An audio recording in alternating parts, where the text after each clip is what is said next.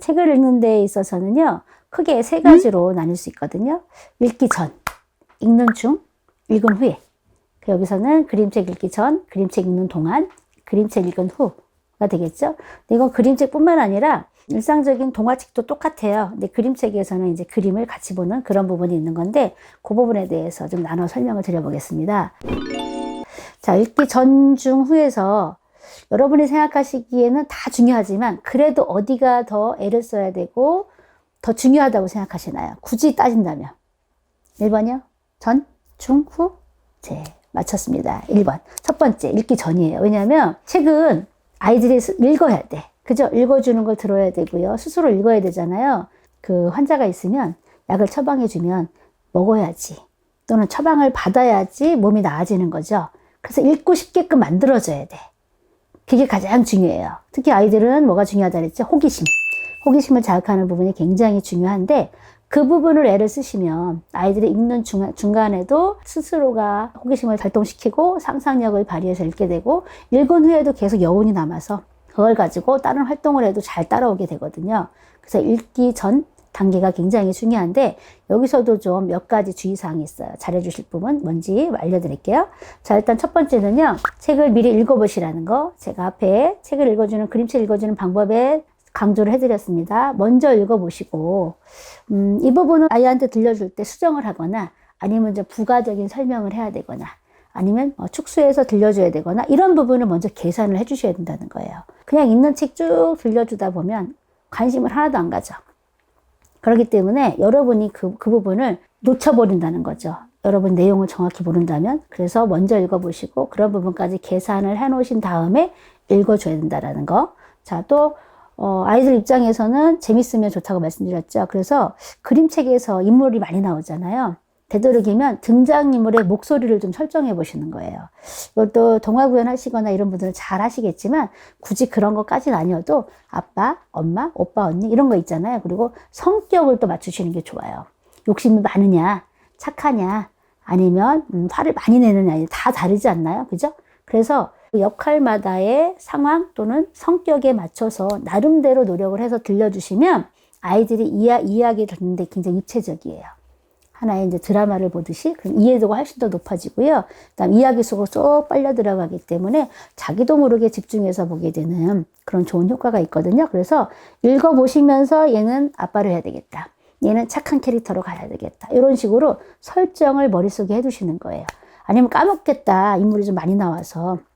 그럴 때는 연필로 살짝 표시해 주셔도 괜찮지 않을까 싶어요. 아이가 발견하면 엄마 여기다 낙서했어. 그럼 낙서한 게 아니라 엄마가 재밌게 읽어주려고 하다 보니까 잊어버릴까 봐 써놨네? 이렇게 얘기해 주시면 뭐라 할 아이들이 없죠. 왜냐? 엄마가 나를 위해서 이렇게 애써주시는구나. 그러면 책에다가 중요한 거를 메모할 수도 있는 거구나 라고까지 알 수 있어요. 아셨죠, 여러분? 그렇게 해주시는 것도 괜찮아요. 그 다음에 세 번째는 제가 지난번에 그림책 읽어주는 방법에 설명드렸지만 특히 책 표지.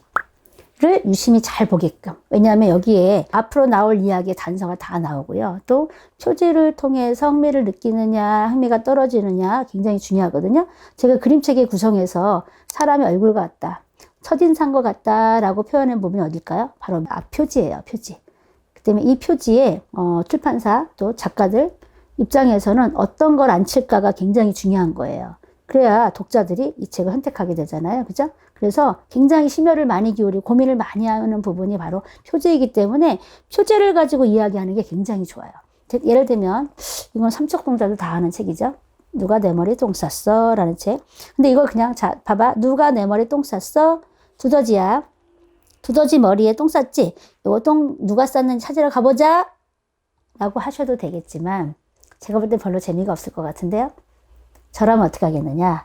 자, 이거를 옆에 분에 이렇게 뒤집어 놓고 안 보이게끔.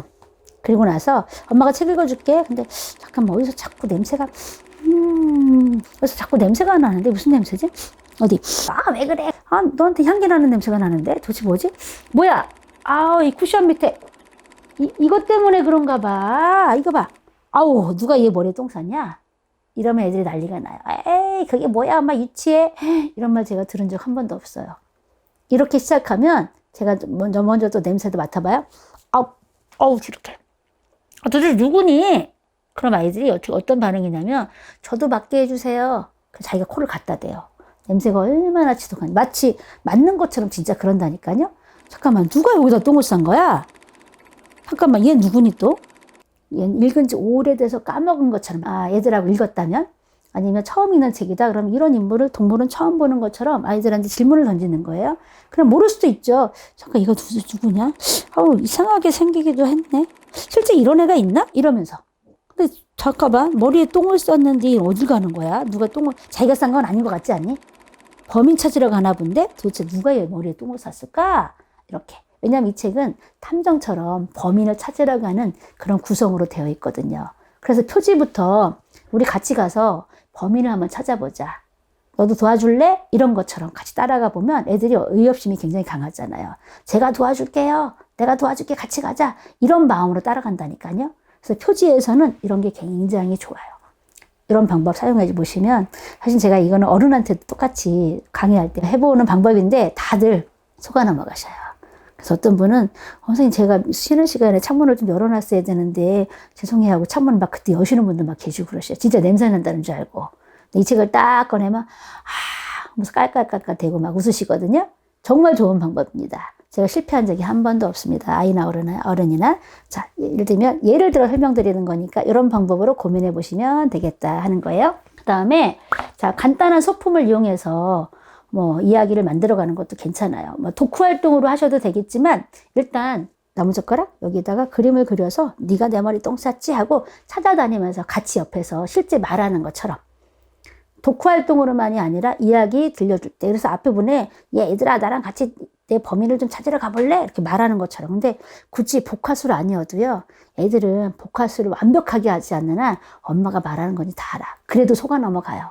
특히 유아들은. 엄마가 말하는 거죠? 하면서도 아이들은 쏙 빨려 들어와요. 걱정하지 않으셔도 되니까 간단한 소품 하나 마련해 주셔도 되고, 아니면 아이랑 먼저 직접 만들어서, 아니면 호기심 자체를 불러일으킬 만한 그런 부분으로 좀 만드셔서 활용하시면 되겠다 하는 거겠죠. 이게 그림책 읽어주기 전에 여러분이 애를 쓰셔야 되는 그런 부분인 거고요. 자, 이번엔 그림책 읽어주는 동안 어떻게 해야 되냐? 일단 위치가 굉장히 중요해요, 여러분. 보통 어떻게 읽어주시나요? 텔레비전 드라마에서 보면 보통 잠자리 동화에서는 아이가 누워있고 엄마나 아빠는 옆에 의자에서 이렇게 읽어주시다가 자, 이제 자자 하고 스탠드 딱 끄고 가시잖아요. 그쵸? 저는 왠지 정없는 느낌이야. 그래서 일단은 잠자리에서는 저는 같이 눕거든요. 애들 싱글 침대라도 둘이 누울 수 있잖아. 그렇지 않나요? 그래서 오히려 조금만 밀착이 되잖아요. 그래서 스킨십을 자연스럽게 할 수 있게끔. 저 같은 경우는 예전에 저희 아이 어릴 때 아침에 나가서 저녁 9시 반, 10시 정도에 집에 들어왔어요. 하루 종일 강의하느라고. 그러면 수업하느라 힘들긴 하지만 한편으로는 우리 아이랑 함께 시간을 많이 못 보내서 미안했단 말이죠. 그래서 읽어주는 동안 침대에서 같이 팔베기 하고 있는 거예요. 그러니까 체격이 작을 경우에는 제 팔에 쏙 들어오잖아요. 그래서 제가 이렇게 읽어주면 아이가 스르르 들으며 잠이 자요. 근데 저도 굉장히 그 체온이 좋았어요. 일단은 긴 시간 못 갔더라도 요 읽어주는 시간 5분, 10분만이라도 제가 아이 거가 되는 거고 100% 그죠? 그 시간 아이한테 같이 보내는 거잖아요. 아이도 아마 그렇게 생각할 거라고 생각하고 실제로 그런 얘기를 저한테 많이 해줬거든요. 또 아니면 잠자리 말고 다른 시간에 들려준다 하시면 어떻게 하느냐면 아이가 체격이 작다. 품에 쏙 들어온다. 그러면 좋은 건 아이 무릎에 앉히시래요. 그래서 아이가 앞에 보고 엄마 가슴에 아이 등이 밀착되게끔. 그래서 엄마의 심장 고동 소리도 듣고 체온도 느끼게끔. 그렇게 되면 굉장히 심리적으로 안정된 아이가 된다고 하거든요. 그러면서 책을 이렇게 앞에다가 아이 사이에 있고 보여주시는 거예요. 이렇게. 넘길 때는 아이가 속도를 조절하게 스스로 넘기게끔. 근데 체격이 좀 커졌어요. 아이 체격 때문에 품에 안을 수도 없고 책이 안 보여. 그럼 어떻게 할까요? 옆에 나란히. 저 같은 경우는 이렇게 해요. 소파에서. 자세는 마음으로 걔는 상관없죠. 똑바로 앉아라. 그럼 오히려 우리도 불편하죠. 옆에 앉혀놓고 이렇게 읽어주시는 거예요. 천천히 넘겨가면서. 책상이 있어도 좋고. 근데 저는 식탁이나 아니면 소파 테이블 이런 데도 괜찮을 거라고 생각을 하는데 어쨌든 놓고 읽어주시고. 근데 또 여러 번 말씀드렸지만 아이를 소리내서 읽는 거 굉장히 권장해 두셔야 된다. 그리고 같이 읽어주시고 아이도 소리내서 읽고 그 방법을 계속 사용하시는데 근데 이제 막상 또 아이가 2명이면 양쪽에 놓고 이렇게 보시면 되는 거예요.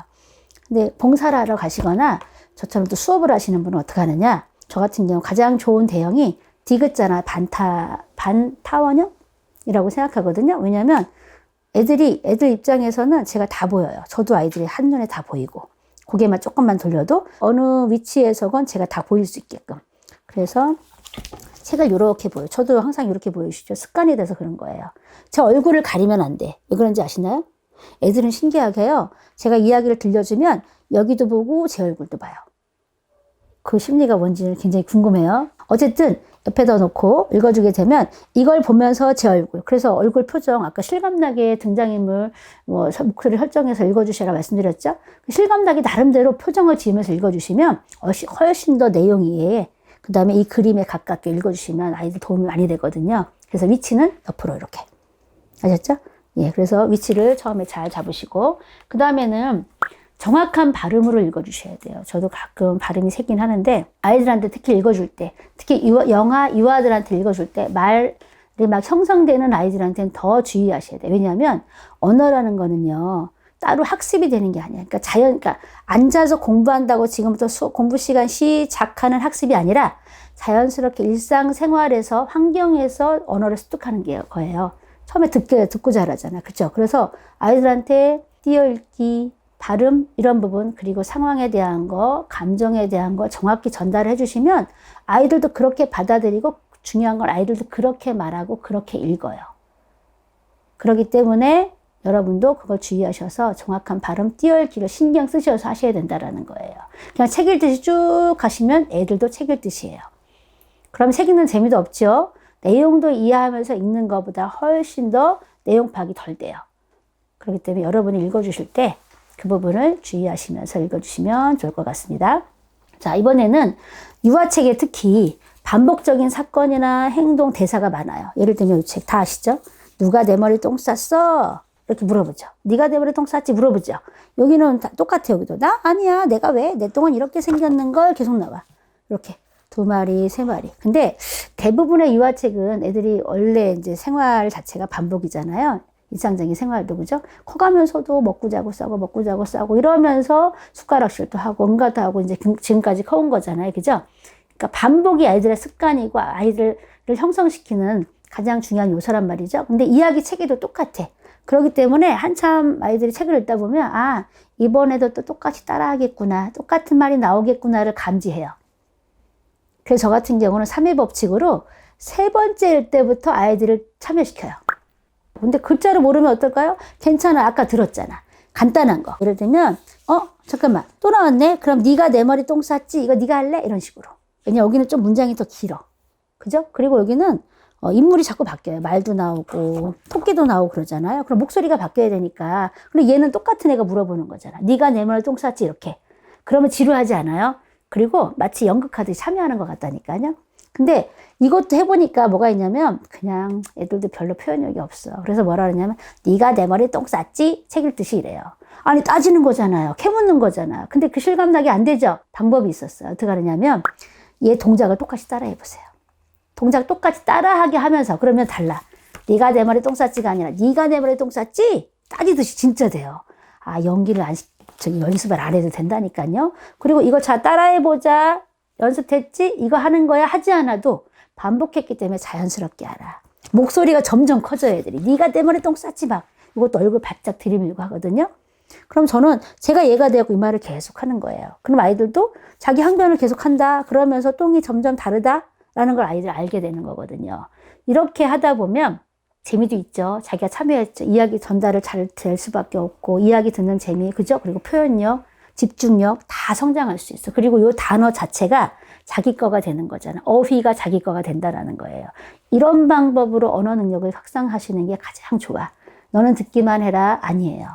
경험도 나누고 상상도 하고 이야기 많이 나누기도 하지만 특히 유아책들은 그리고 아이들이 가장 좋아하는 게 역할놀이거든요.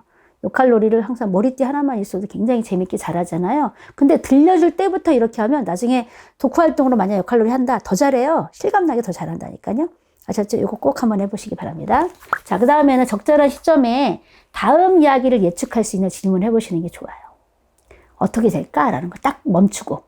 그럼 아이들이 갖가지 소위 말하는 상상도 할 수 있고 추론도 할 수 있고. 근데 이 장면을 안 하시면 그냥 처음부터 끝까지 아무 생각 없이 그거 듣고 재밌는 이야기네. 이 책은 별로 재미없다. 요 정도로 끝나. 근데 마음껏 상상하게 되면 여러 번 말씀드리지만 내가 상상한 게 맞는지 그리고 상상이요. 끝을 향해 끝이 없어요. 계속 달려가기 때문에 꼬리에 꼬리를 물고. 그래서 저희가 그림책 한번 제가 읽어주면 4, 50분? 뭐 숲속으로 같은 경우 기본 1시간 걸려요. 어떨 땐 제가 지칠 정도로 애들이 끊임없이 계속 나오거든요.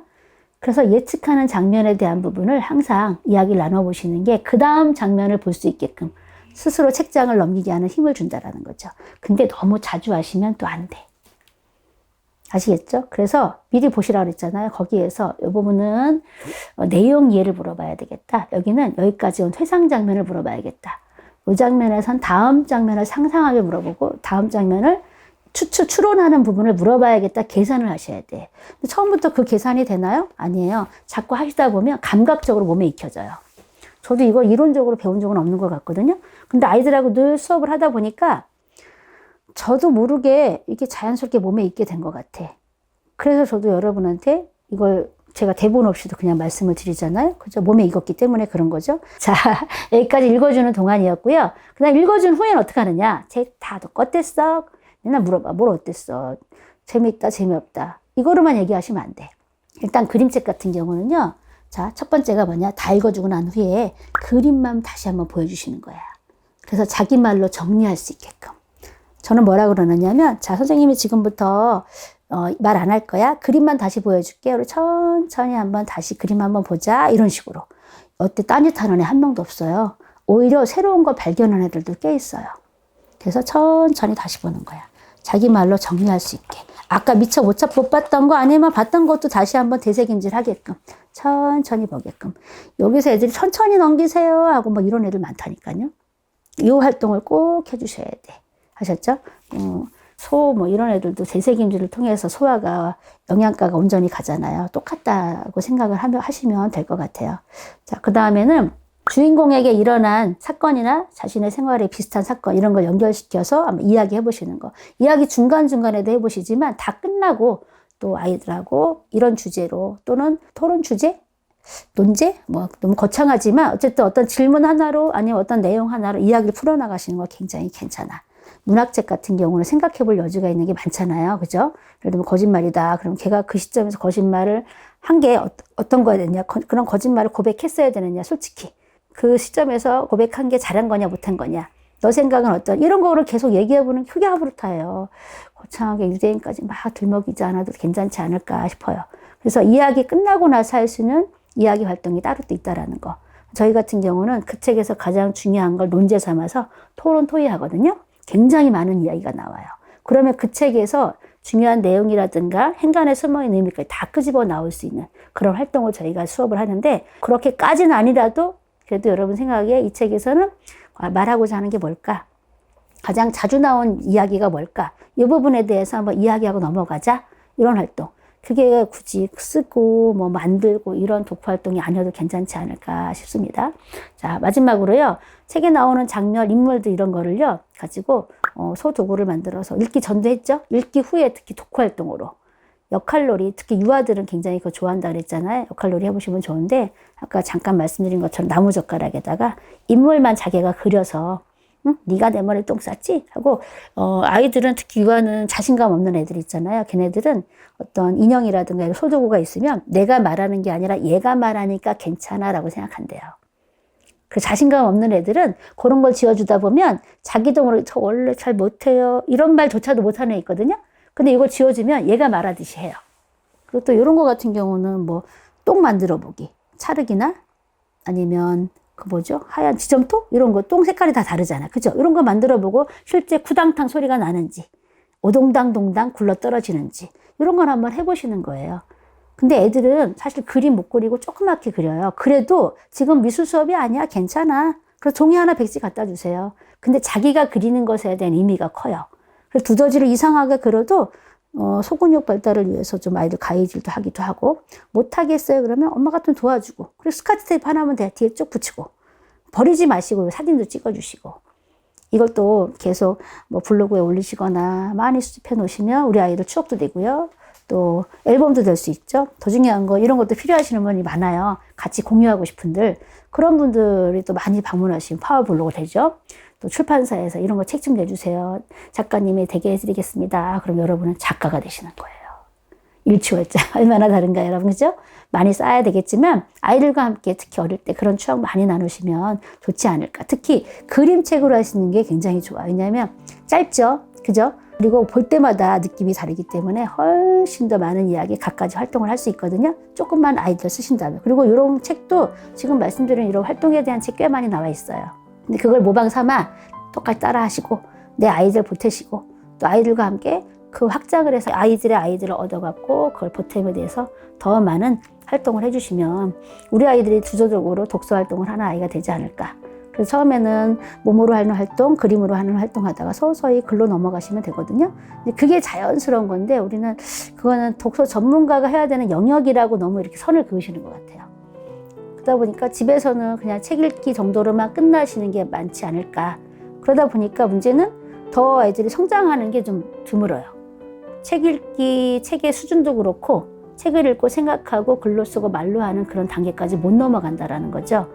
그래서 저를 물론 찾아오시지만 너무 감사한 일이지만 제가 늘 말씀드리지만 어느 독서 선생님이더라도 아예 모시고 사는 거 아니라면 그 시간이 사실 부족해요. 가장 좋은 독서 선생님, 훌륭한 선생님, 세상의 첫 번째 선생님은 어머니시라는 거, 아버지시라는 거 생각하셔서 같이 한번 지금 알려드린 방법대로 해보시면 좋을 것 같습니다. 자, 더 많은 아이디어 있으면 댓글로 남겨주시고요. 또 아이들과 함께 했던 경험 있으시면 그것도 좀 댓글로 남겨주시면 좋을 것 같습니다. 자, 오늘은 여기까지였습니다. 감사합니다.